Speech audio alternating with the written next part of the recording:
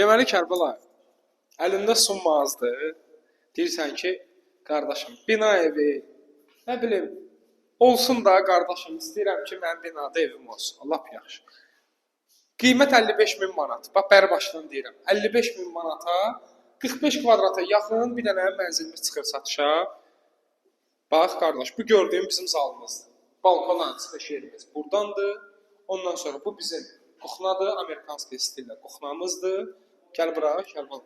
Növbəti bir dənə otağımızı göstərirəm. Növbəti bir otağımız buradadır. Belə bir səliqəli otağımız var.